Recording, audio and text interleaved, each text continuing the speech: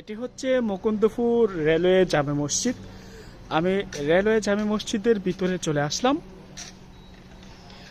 মসজিদটা বেশ পরিপাটি, দেখতেও বেশ ভালো লাগে।